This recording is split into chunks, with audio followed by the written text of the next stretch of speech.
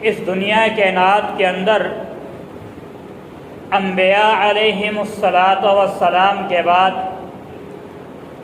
ایمان کے لحاظ سے اگر کوئی مقام اور مرتبہ اور عزت کسی کو ملی ہے تو سیدنا صدیق اکبر رضی اللہ تعالیٰ عنہ کو ملی ہے۔ اس بات کے اوپر امت کا اجماع ہے کہ اس دنیا کے اندر سب سے افضل اور اعلیٰ ذات اگر کسی کی ہے تو انبیاء علیہم الصلاۃ والسلام کی ہے۔ امام حسن عسکری رحمۃ اللہ علیہ اپنی تفسیر کے اندر لکھتے ہیں ان انبیاء کے اندر اگر کوئی افضل اور اعلیٰ ہیں تو پیغمبر علیہ الصلاۃ والسلام جناب محمد رسول اللہ صلی اللہ علیہ وسلم افضل اور اعلیٰ ہیں۔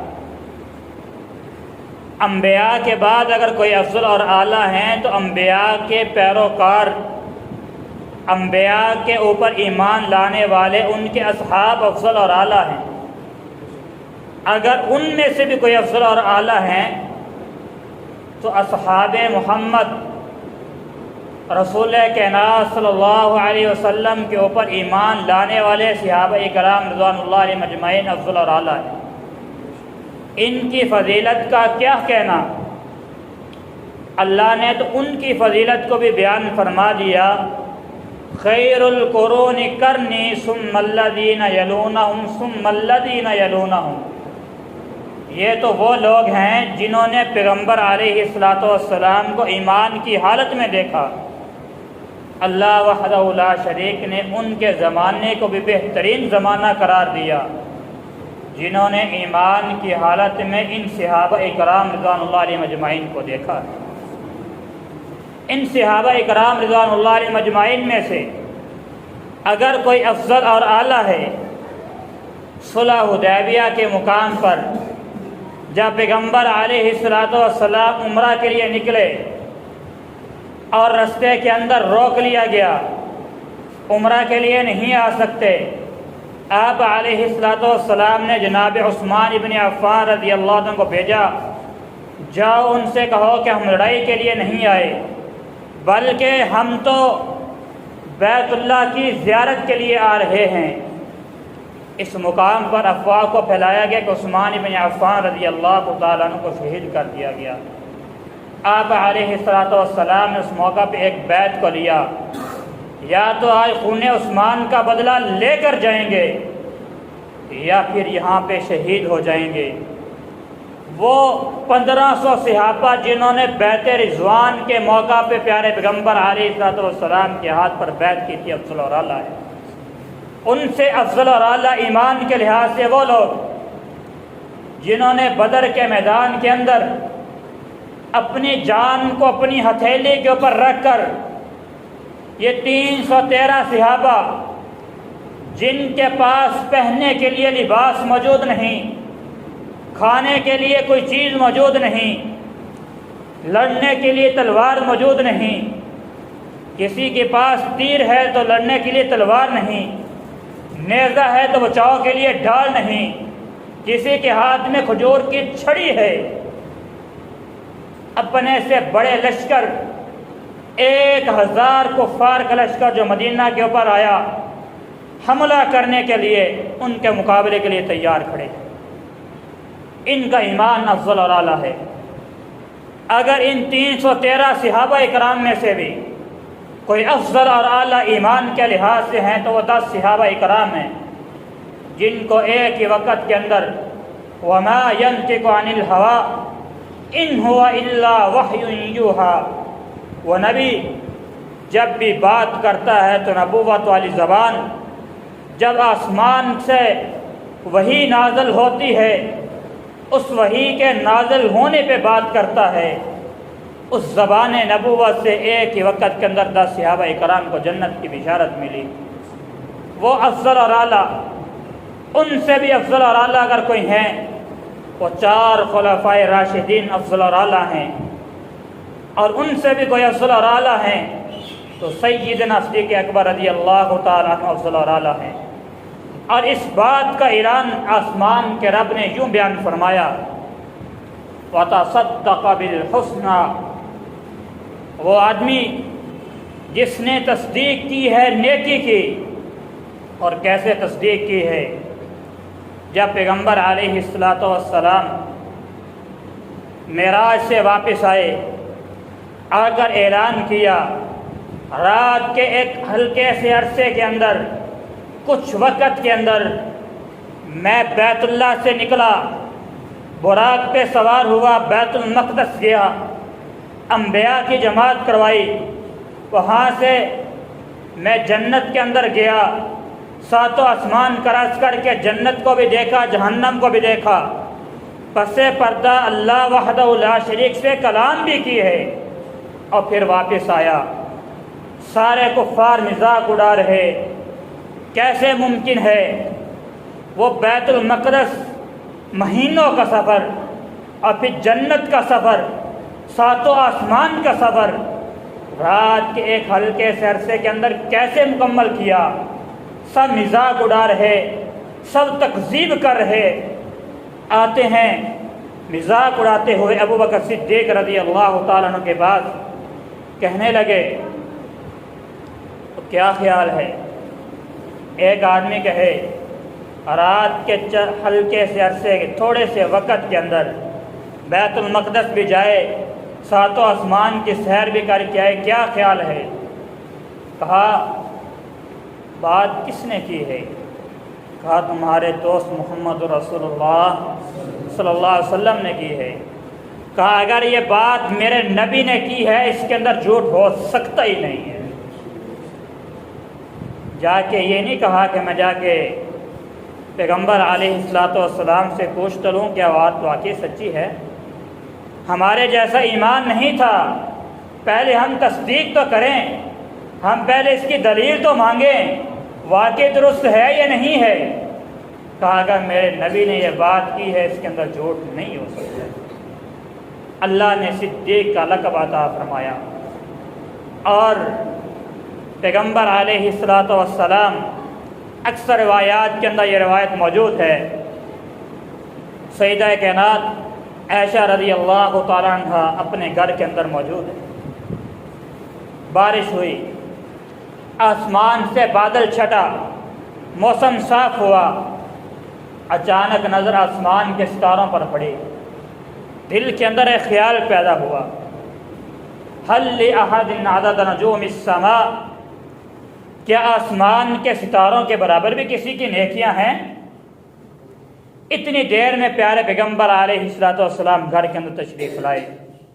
جلدی سے سوال کیا یا رسول اللہ صلی اللہ علیہ وسلم هل لأحد عدد نجوم السماء، کیا آسمان کے ستاروں کے برابر بھی کسی کی نیکیاں ہیں؟ پیارے پیغمبر علیہ الصلوۃ والسلام نے فرمایا ہاں عائشہ. فرمایا من ہی یا رسول اللہ صلی اللہ علیہ وسلم، اے اللہ کے رسول کس کی نیکیاں ہیں؟ فرمایا میری امت کا وہ شخص جس کا نام عمر ہے اس کی نیکیاں آسمان کے ستاروں کے برابر. دل کے اندر ایک خیال اٹھا، میں تو دل میں یہ بات سوچ رہی تھی کہ میرے بابا ابو بکر کی نیکیاں ہوں گی، جس نے دن بھی پیارے پیغمبر کے ساتھ گزارا، رات بھی پیارے پیغمبر کے ساتھ گزاری. مکہ ہے یا مدینہ ہے، سفر ہے حضر ہے، ہر ایک مقام پر میرے بابا ابو بکر نے پیارے پیغمبر علیہ الصلوۃ والسلام کی رفاقت میں گزارا.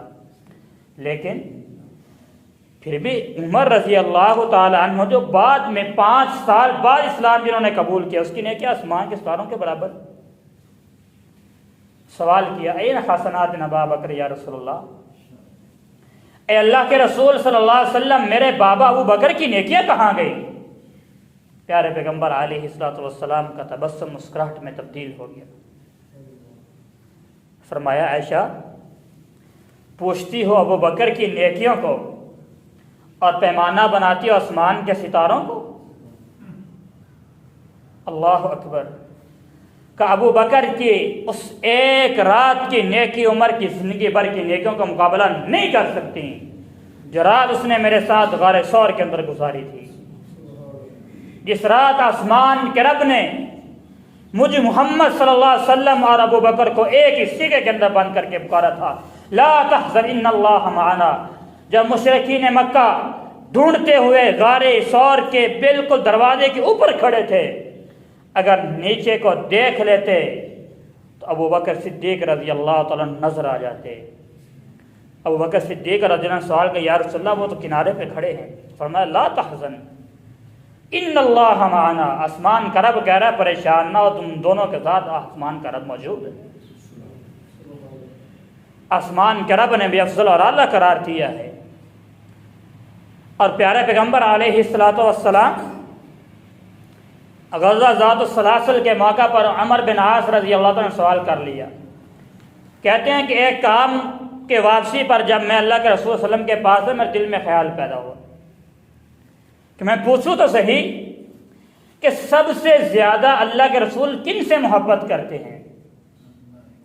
میں نے سوال کر لیا ای الناس احب الیک، یا رسول اللہ آپ لوگوں میں سب سے زیادہ کس کے ساتھ محبت کرتے ہیں؟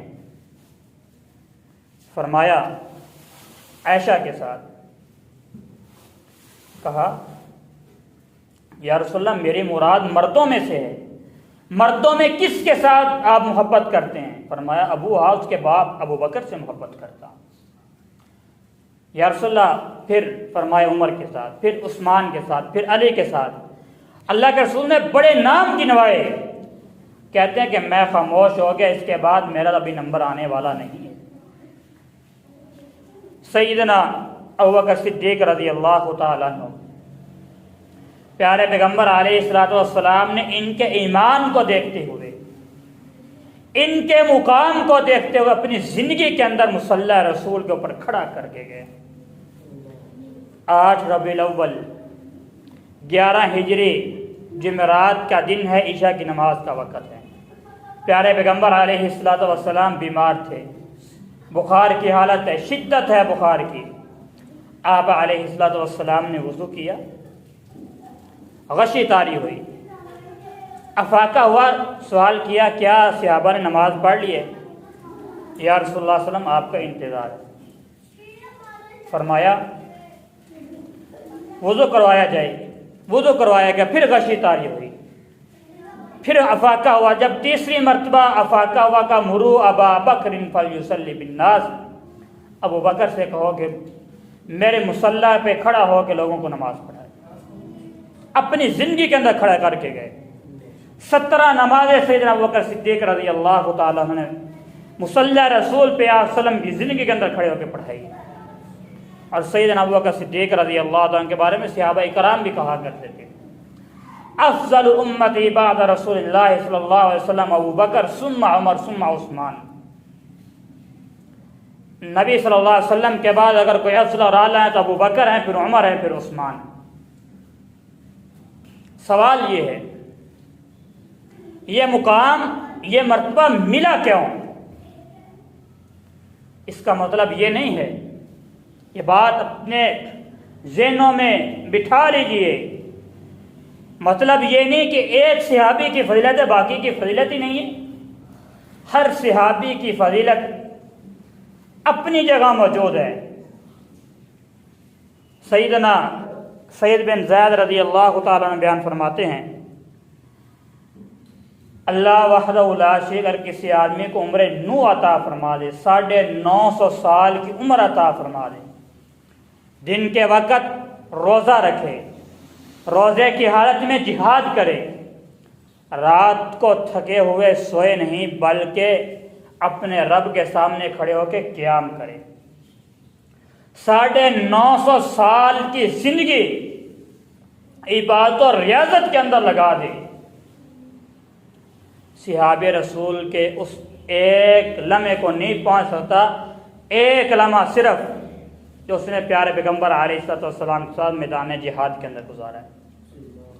60 سیکنڈ 1 منٹ کے اندر ہوتے ہیں، 1 سیکنڈ کے 1000واں حصہ ایک لمحہ ہوتا ہے۔ اتنی دیر بھی اگر پیارے پیغمبر کے ساتھ اس نے جہاد کیا ہے، 950 سال کی بات اور ریاضت بھی اس ایک لمحے کو نہیں پہنچ سکتی ہے۔ لیکن بعض صحابہ کو کچھ خصوصیات ملی، ان کو علیحدہ مقام ملا ان کے خاص ہونے کی وجہ سے، جیسا کہ پچھلے خطبہ جمعہ المبارک کے اندر ہم نے اس بات کو سمجھا تھا کہ سیدنا عثمان ابن عفان رضی اللہ عنہ کو مقام کیوں ملا؟ ان کے حیا کی وجہ سے، ان کے سخاوت کی وجہ سے، ان کے پیارے پیغمبر علیہ الصلوۃ والسلام کی 2 لخت جگر کے ساتھ نکاح کرنے کی وجہ سے ان کو مقام ملا ہے، ان کو مرتبہ ملا ہے۔ سیدنا صدیق اکبر رضی اللہ تعالیٰ عنہ کو مقام کیوں ملا؟ ان کی سب سے بڑی خصوصیت یہ تھی، قبول اسلام تو دور کی بات ہے، زمانہ جاہلیت کے اندر بھی اسلام کو قبول کرنے سے پہلے بھی زندگی بھر کبھی جھوٹ نہیں بولا ہے۔ اور جب پیارے پیغمبر علیہ الصلوۃ والسلام معراج سے آئے تو سب سے پہلے تصدیق کرنے والے سیدنا ابوبکر صدیق رضی اللہ تعالیٰ عنہ۔ ایک دفعہ سیدنا عمر فاروق رضی اللہ عنہ کے ساتھ کچھ سخت کلامی ہو گئی، اپنی چادر کا ایک کونا اٹھائے ہوئے پیارے پیغمبر علیہ الصلوۃ والسلام کے پاس آئے، یا رسول اللہ میری عمر کے ساتھ کچھ تلخ کلامی ہوئی، میں ان سے معذرت بھی کر رہا ہوں، معافی بھی مانگ رہا ہوں، لیکن وہ بات کو قبول نہیں کر رہے۔ پیارے پیغمبر علیہ الصلوۃ والسلام کے پاس آ کر بیٹھے، اتنی دیر میں عمر فاروق رضی اللہ تعالیٰ عنہ بھی آ گئے۔ پیارے پیغمبر علیہ الصلوۃ والسلام کا چہرہ سرخ ہو گیا غصے کے ساتھ۔ فرمایا عمر کیا وجہ ہے؟ میرے دوست کو تکلیف تم نے کیوں دی ہے؟ فرمایا یا رسول اللہ غلطی ہوگی۔ ابوبکر صدیق کہنے لگے یا رسول اللہ کی قسم میری غلطی ہے، مجھ سے غلطی ہوئی، 2 مرتبہ کہا یا رسول اللہ مجھ سے غلطی ہوئی۔ اس کے باوجود پیارے پیغمبر علیہ الصلوۃ والسلام فرمانے لگے جب اللہ نے میرے سر پہ نبوت کا تاج رکھا، فَقُلْتُمْ كَذَّبْتَ وَقَالَ ابوبکر صدقتا، ساری کی ساری دنیا میری تکذیب کر رہی تھی، مجھ کو نعوذ باللہ من ذالک دیوانہ مجنون اور پاگل کہہ رہی تھی، مجھ کو جھوٹا کہہ رہی تھی، اکیلا صدیق تھا جو میری نبوت کی صداقت کی تصدیق کر رہا تھا۔ آج اس وجہ سے ان کو یہ مقام ملا ہے، اللہ نے وہ مقام دیا ہے۔ اور پھر یہ نبی صلی اللہ علیہ وسلم کے رازدان نبوت بھی تھے۔ رسول کائنات صلی اللہ علیہ وسلم جب بھی کوئی بات کرتے ان کو اپنے دل کے اندر چھپا لیا کرتے تھے۔ عمر فاروق رضی اللہ عنہ کی بیٹی سیدہ حفصہ رضی اللہ تعالی عنہا، ان کے شوہر جنگ بدر کے بعد فوت ہو گئے۔ سیدنا عمر فاروق سیدنا عثمان کے پاس جاتے ہیں کہ میری بیٹی کو اپنی زوجیت میں لے لیجیے، خاموش ہو گئے۔ ابوبکر صدیق کے پاس ہے، خاموش ہو گئے۔ چند دن گزرے، پیارے پیغمبر علیہ الصلوۃ والسلام نے بذات خود سیدہ حفصہ کے لیے نکاح کا پیغام بھیج دیا۔ شادی ہونے کے بعد سیدنا ابوبکر صدیق کہنے لگے میں نے اس لیے جواب نہیں دیا تھا، نہ ہاں کی نہ کی میں نے، کیونکہ اللہ کے رسول صلی اللہ علیہ وسلم مجھ سے پہلے اس بارے میں بات کر چکے تھے، میں حفصہ کے ساتھ نکاح کا خواہش مند ہوں۔ میں نے بات اس لیے نہیں کی کہ ان پیارے پیغمبر کا راز و فاش نہ ہو جائے۔ آج ہمارے لیے یہ فکر ہے، ہمارے لیے یہ سوچ ہے کہ ہم لوگ سیدنا صدیق اکبر رضی اللہ تعالیٰ عنہ کی طرح اپنی زندگی کے اندر سچ کو اپنایا ہے۔ اگر ہماری زندگی بدل جائے، ہماری زندگی کے اندر سچ آ جائے، ہماری زندگی کے اندر امن آ جائے گا، سکون آ جائے گا۔ انسان جو سچ بولتا ہے اللہ کے ہاں سچا لکھا جاتا ہے، اللہ وحدہ لا شریک کے ہاں اس کے لیے جنت لکھ دی جاتی ہے۔ اور جو آدمی ایک جھوٹ بولتا ہے رحمت کا فرشتہ اس سے 1 میل دور ہو جاتا ہے۔ اتنی جو جھوٹ کی جو بدبو آتی ہے کہ رحمت کا فرشتہ دور ہو جاتا ہے، اور جھوٹ بولتا ہے اور دور ہو جاتا ہے، پھر جھوٹ بولتا ہے پھر 1 میل دور ہو جاتا ہے، حتیٰ کہ رحمت کا فرشتہ واپس چلا جاتا ہے۔ جب تک یہ انسان جھوٹ سے توبہ نہیں کرتا رحمت کا فرشتہ پاس نہیں آتا ہے۔ اس لیے ہمارے لیے سبق ہے سیدنا صدیق اکبر رضی اللہ تعالی عنہ کی زندگی سے کہ ہم چاہیں کہ اللہ کے رسول صلی اللہ علیہ وسلم کے ان اصحاب کی زندگی کو پڑھیں اور اس کے مطابق عمل کریں۔ اللہ وحدہ لا شریک ہم سب کو قرآن و سنت کے مطابق عمل کرنے کی توفیق عطا فرمائے۔